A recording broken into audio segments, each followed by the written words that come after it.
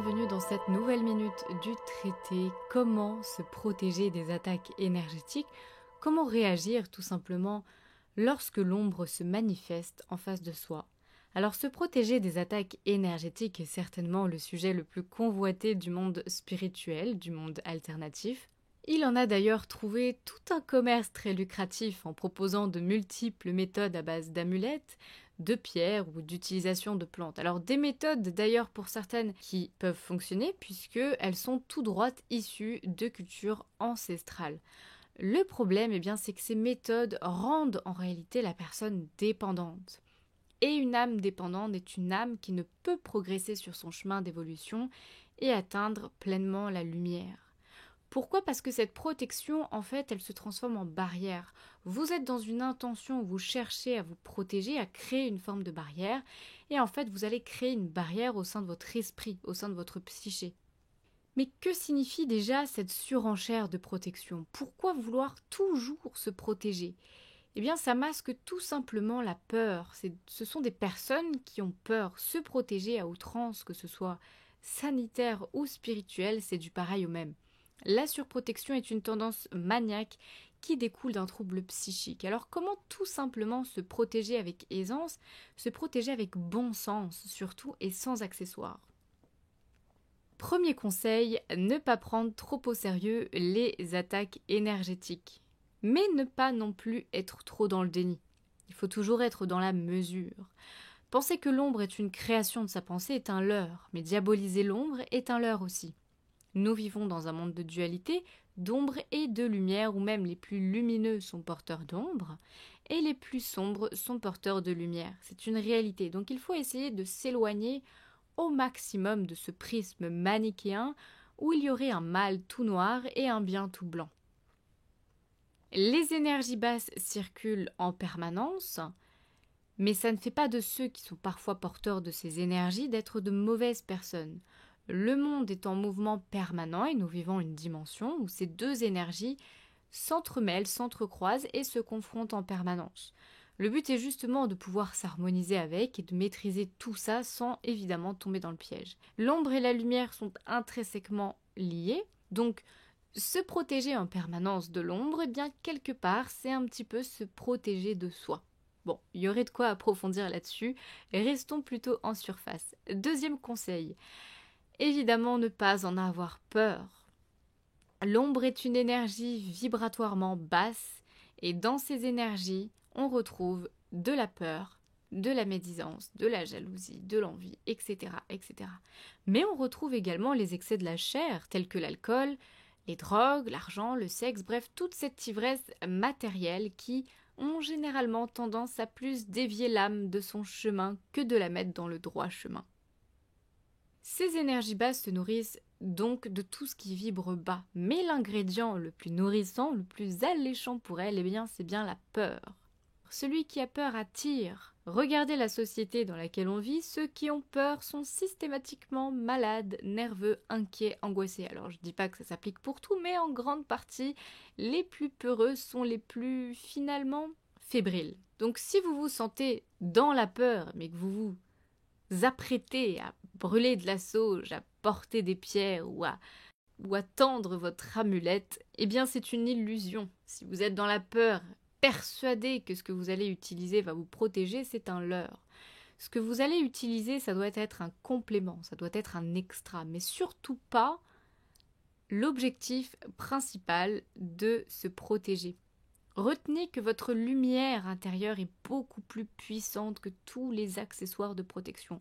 Alors je sais que ça peut être un petit peu confus, un petit peu pénible à intégrer au départ, mais en réalité, la lumière de l'être humain est quand même encore ce qu'il y a de plus puissant sur notre Terre. Car si les pierres, si certaines plantes, si tout ce qui émane de la Terre est lumineux et très puissant, il n'y a pas forcément d'évolution, alors que vous êtes en perpétuelle évolution et vous pouvez atteindre la lumière absolue, la lumière véritable. Et il n'y a pas meilleure protection que votre lumière intérieure. Alors évidemment, il faut pouvoir la révéler.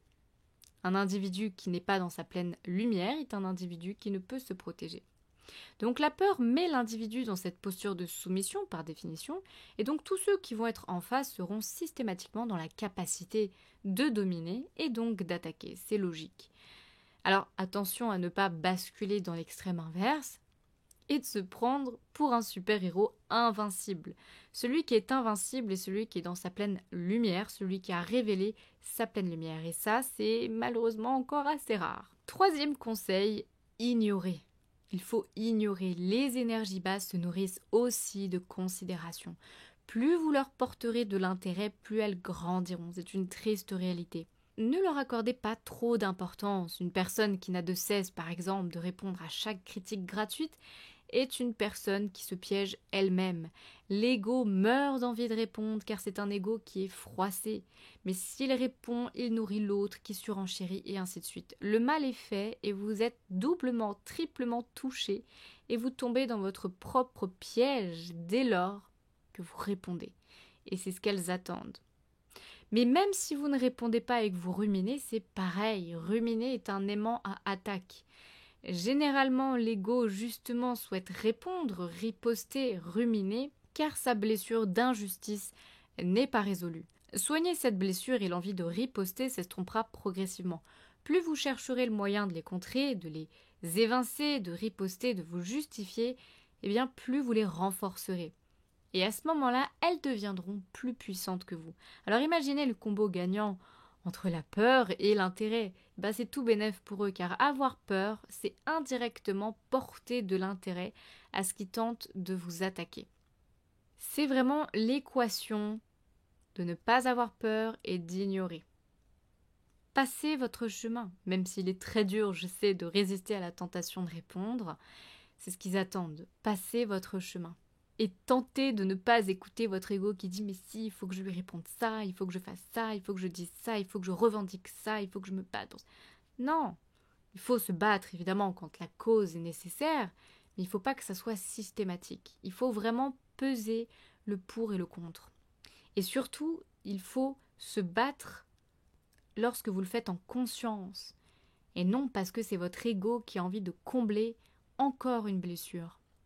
Alors justement, en parlant de bataille, quatrième conseil, si vous n'aviez pas d'autre choix que de faire face à ces énergies toxiques et malfaisantes et nocives, alors la bonne posture serait justement d'être dans une intention bienveillante et d'amour. Alors attention, quand je dis bienveillant et amour, je ne parle pas de ce monde de bisounours où il faut absolument être tout sourire en permanence et se comporter comme un espèce d'illuminé qui n'aurait plus aucune identité et qui s'amuserait à être tout bon, tout gentil. Non, ce n'est absolument pas ce que je dis. Il faut que l'intention soit sincère. Faire semblant n'a jamais mené nulle part et beaucoup trop sont dans le faire semblant d'être spirituel, faire semblant d'être gentil, faire semblant d'être lumineux.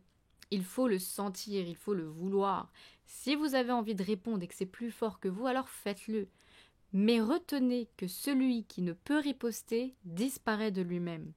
Intégrez le fait que ces attaques sont uniquement là pour vous déstabiliser et surtout ne les prenez pas personnellement. Alors j'en reviens sur le terme de l'amour. L'amour, c'est l'arme infaillible qui détruit inexorablement l'ombre. Comprenez que je ne parle pas de ce sentiment qu'on pourrait croire, mais bien de cette sincérité, de cette intention de vérité. Celui qui est sincère est dans l'amour. Celui qui est dans la vérité est dans l'amour. Je ne vous dis pas d'aimer hypocritement celui qui est en face et qui tente de vous nuire. Non, bien entendu, mais tout simplement d'être sincère. Il y a une forme d'humilité, il y a une forme de sincérité, il y a une forme de solidité. Celui qui est dans la sincérité et qui est enraciné devient déjà le point de départ de la plus puissante des protections. Cinquième conseil, poursuivez votre chemin en silence. Restez pudique. N'en dites jamais trop juste pour en dire. Faire un étalage de soi est souvent une mauvaise raison et celui qui s'expose, pour le coup, s'expose volontairement aux attaques. On le voit d'ailleurs avec nos célébrités. Elles ne peuvent pas s'empêcher de devenir des porte-paroles et pour certaines, elles feraient mieux de se taire. La modération est encore la meilleure des solutions. Apprendre à se taire devient un talent. Donc restez finalement dans le silence, mais ça ne veut pas dire, par exemple, être dans l'ombre. Vous pouvez parfaitement être dans la lumière. Alors quand je parle de lumière, je parle plutôt d'exposition publique cette fois. Vous pouvez parfaitement être dans la lumière, dans le silence. Toutefois, celui qui s'approche de plus en plus de la vraie lumière, c'est-à-dire de la lumière spirituelle, c'est celui qui développe l'ultime protection. S'éveiller est une chose, mais le chemin se déroule évidemment sur des années, donc ne vous hâtez pas, mais soyez certain de vouloir avancer. La vraie lumière est un bouclier incroyablement puissant qui attisera l'ombre, certes, mais qui vous rendra intouchable. Et cette vraie lumière, c'est comme je l'ai déjà précisé, c'est celle de la vérité, de la sincérité. Il n'y a pas d'intouchable hypocrite, ça n'existe pas. Si vous pensez que certains sont intouchables, revérifiez à 2 fois de savoir s'ils sont vraiment sincères. 6e conseil, pratiquez la prière. On a quand même tendance à oublier que la prière est finalement l'une des armes les plus puissantes de notre monde. Pratiquez la prière et évidemment dans une intention de paix et non dans la peur. Si vous vous mettez à prier en disant « Oh là là, j'ai peur, protégez-moi », ça ne fonctionnera pas. Soyez dans une intention tout simplement lorsque vous vous sentez en sécurité, lorsque vous vous sentez bien, profitez de ces instants pour demander simplement à être protégé. La protection immatérielle émanant des consciences supérieures a parfois bien plus d'efficacité que de simples accessoires. Poser son attention vers la lumière est une bien meilleure solution que de tenter à réfléchir du comment, de pourquoi se protéger de l'ombre. N'hésitez pas à faire appel à Saint-Michel, c'est quand même le défenseur contre le malin. 7e et dernier conseil, lâchez prise. Plus vous vous accrocherez à trouver le moyen ultime pour vous protéger, plus vous accorderez encore de l'importance à l'ombre. C'est un cercle infernal. Se protéger, c'est d'abord avoir conscience que l'ombre existe, sans toutefois lui porter d'intérêt ou trop dépenser son énergie dedans. Donc il ne faut pas ruminer, il ne faut pas trop en avoir peur, et je parle en connaissance de cause. Mais il ne faut pas basculer dans le déni, et ça j'insiste là-dessus. Penser que l'ombre n'existe pas, et ça, je le répète, c'est une illusion. Enfin, n'écoutez pas cet épisode plus d'une fois, retenez juste tout ça et passez votre chemin. Une fois que votre cerveau aura intégré les choses, vous pourrez sereinement avancer. J'espère que tout ceci vous aura éclairé et je vous dis à très bientôt. Je vous embrasse.